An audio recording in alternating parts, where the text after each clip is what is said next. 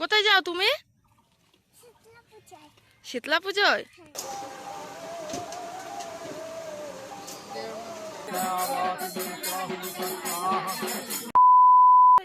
Hello বন্ধুরা, কেমন আছো তোমরা সবাই? আজকে আমরা চলে যাচ্ছি ভগুর মামার বাড়ি। ভগুর মামার বাড়ি আজকে শীতলা পুজো। আর ভগু সোনা দেখো টোটোয় বসে কখন বলছে টোটো ছাড়বে টোটো ছাড়বে, তো বিরক্ত ফিল করছিল টোটোর ভিতরে বসে। আর আমাদের টোটো কিন্তু ছেড়েও দিয়েছে, আর ভগু সোনা দেখো কত খুশি। তারপরে আমরা চলে আসলাম স্টেশনে, আর ভগু সোনা বললো আজকে টাকা আমি নেব। তো দেখো টোটোওয়ালা ওর হাতে টাকাটাও দিয়ে দিল।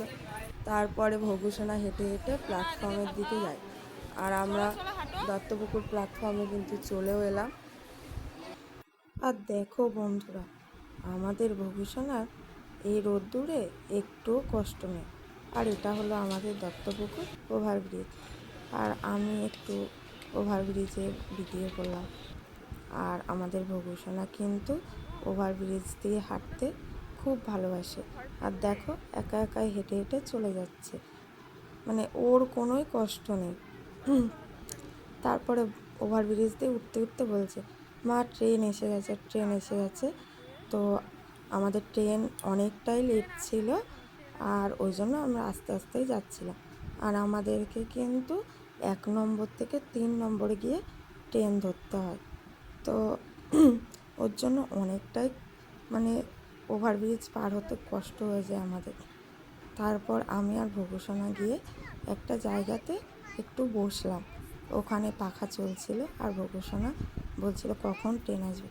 তো দেখো ফাইনালি কিন্তু আমাদের ট্রেন চলেও আসলো, আর আমাদের ভগু সোনা কী লাফায়।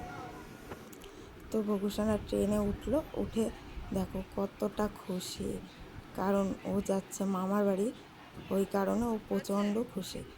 তারপর আমরা চলে আসলাম বিরাতে। আর এসে যেহেতু ভগু সোনার আজকে শীতলা পুজোর মানসিক ছিল, তো দোকান থেকে আমরা কিছু ফল কিনে নিলাম।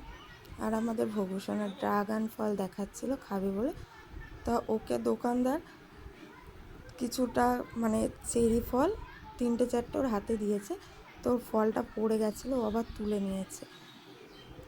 আর আমরা চলে আসলাম তারপর মিষ্টির দোকানে। ভগু সোনা মিষ্টির দোকানে এসে এই মিষ্টি ও মিষ্টি এটা সেটা দেখাতেই আছে। তো আমার যে কটা মানে যেরকম মিষ্টি লাগবে, আমি কিছুটা কাঁচা সন্দেশ আর কিছুটা কালো মিষ্টি নিয়ে নিয়েছিলাম।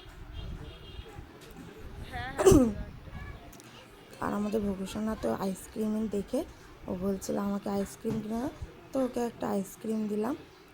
আর ও এই মানে আমার বাপের বাড়ি যেতে গেলে এই মাঠ থেকে যেতে হয়, তো ওই কারণে মাঠে প্রচণ্ড রোদ্দুর, আর আমাদের ভগু সোনা তাই ও দিদুনের কোলে যাচ্ছিলো। আর এই দেখো আমাদের পাড়াতে ঢুকেও গেছি আমরা, আর আমাদের ভগু সোনা ওর দিদুনের সাথে গল্প করতে করতে যাচ্ছে বাড়ির দিকে। আর এটাই হলো আমার বাবার ভাঙা ঘর। আর এই যে আমাদের বাড়িতে কিছু ছাগল আছে, তো সেটাই দেখতে দেখতে যাচ্ছিলাম। আর তারপর বোন বসে পড়লো ফল কাটতে, পুজো দিতে যাবে বলে। তো কিছুটা শসা, আম, তারপর আঙুর ফল, আরও কত রকমের যেসব ফল নিয়ে গেছিলাম সেই সব কেটে নিল। আর আমাদের ভগু সোনাকে বললো যে ফলগুলো সোনামা মানে জলের ভিতরে দাও, আমি ধুয়ে দিয়ে ফলগুলোকে কাটবো। আর আমাদের ভগু সোনা ফলগুলোকে দিচ্ছিল, আর ওর লোভ ছিল লিচুগুলোর উপরে, যেহেতু ও লিচু খেতে খুব ভালোবাসে, ওই জন্য লিচুগুলো ওর জলে দিতে ইচ্ছে হচ্ছিল না। তো ও দেখো ও লিচুগুলোকে মানে জলে দিচ্ছে। তারপরে চলে গেল সোনা দোকানে। দোকানে গিয়ে বাতাসা, ধূপ আর নিয়ে নিল মোমবাতি, নিয়ে বললো আমাকে একটা লেস কিনে দাও। তো একটা লেস দিলাম ওকে। এবারে আমরা বেরিয়ে পড়লাম পুজো দিতে। ওই যে বোন আর রায় যাচ্ছে এখন পুজো দিতে, আর আমিও ছিলাম। আর এই যে আমাদের পুজো দিতে যে গেলে আমরা রাস্তা দিয়ে যাব না বলে দেখো বন্ধুরা আমরা কিন্তু মাঠ দিয়ে যাচ্ছিলাম। আর আমাদের ভকুসোনা দেখো এই যে অলি গলি বলে ওর পছন্দ হচ্ছিল না, ও বলছিল যে মা রাস্তা দিয়ে চলো। তো আমরা যেতে যেতে দেখো আমাদের ছাতাটা বেঁধে গেছে ওই গলির ভিতরে, যেহেতু গলিটা খুব সরু ওই জন্য। আর ছাতাটা বোন ফেলে দিয়ে চলে গেছে, আমি লাস্টে ছাতাটাকে কুড়িয়ে নিলাম, নিয়ে আমি হাঁটতে হাঁটতে যাচ্ছি। আর দেখো এখানে মাঠ তো, কদিন আগে বৃষ্টি হয়েছিল ওই কারণে মাঠে জল জমেছে। তো আমরা অন্য গলি দিয়ে গেলাম, আর এই যে আমরা মাঠ দিয়ে হাঁটা শুরু করলাম। আমাদের ভকুসোনা দেখো নামতে পারছিল না, তো আমি ওকে নামিয়ে দিলাম। আর এই যে ওর মাসির পেছনে ছুটছে, তা আমি বললাম আসতে চল সোনা, নাইলে পড়ে যাবি। তো আমরা এই মাঠ দিয়ে মানে যাব পুজো দিতে। আর ওর মাসি দেখো হাঁটছে মাঠ দিয়ে, আর প্রচণ্ড রোদ্দুর বন্ধুরা, মাঠে যেতে ইচ্ছে হচ্ছিল না, তবুও যেতে হবে কারণ মানসিক রয়েছে, মানে বোনের মেয়েরও রয়েছে আর আমার মেয়েরও রয়েছে, ওই জন্য আমাদেরকে তো যেতেই হবে। আর দেখো বাঁশবাগান, তারপরে মাঠ, এইসব পেরিয়ে কিন্তু আমাকে যেতে হবে, যেহেতু আমরা রাস্তা দিয়ে ঘুরে আসিনি। আর দেখো আমরা কিন্তু মেন রোডে উঠেও পড়লাম। আর উঠে দেখো পুজো, সামনেই মন্দির, তো ওই যে সবাই বসে আছে পুজো দেবে বলে ওখানে। আর ওখানে কিন্তু পুজো শুরু হয়ে গেছিলো, আর আমরা একটু লেট করেই ফেলেছিলাম। তো বোন গিয়ে পুজোর থালাটা মন্দিরে দিয়ে দিল, আর আমাদের ভবিষ্যৎ দড়িয়ে আবার আমার কাছে চলে আসলো, ও যাচ্ছে না লজ্জায় ওর মাসির কাছে। আর ওর মাসি ওখান থেকে কাউকে একটা মনে ডেকে পুজোর থালাটা দিয়ে দিল ওই যে। আর সবাই মানে দেখছিল আমাদের ভবিষ্যৎ এত দুষ্টুমি হচ্ছিল ওই জন্য। তারপরে ওর মাসি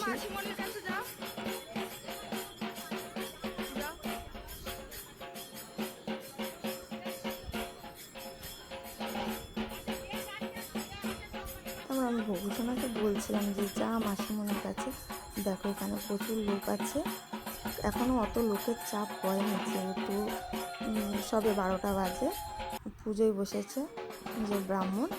আর এখানে বোন ওদের দুই বোনের নামে পুজো দেবে বলে নাম লেখাচ্ছিল। তো ফাইনালি আমাদের সব কিছু কিন্তু দেয়া কমপ্লিট। আর তারপর আমরা একটু মন্দিরে গিয়ে সামনে গিয়ে ভবিষ্যৎকে বললাম একটু নমো করো। তো ভবিষ্যৎ প্রথমে বলছিল না আমি করবো না, আমি বলছি না করতে হয় করো। তো ও করলো। আর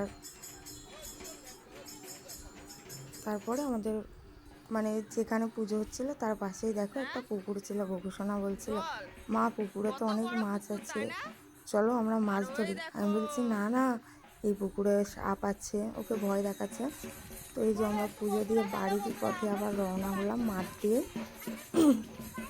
তো আমাদের মিনি ব্লগ তোমাদের কেমন লাগবে বন্ধুরা, অবশ্যই কিন্তু কমেন্ট করে জানাবে। আর এরকম মিনি ব্লগ দেখতে আমাদের চ্যানেলটিকে সাবস্ক্রাইব করে দেবে, আর অবশ্যই লাইক করতে ভুলবে না কিন্তু। Tata, bye bye.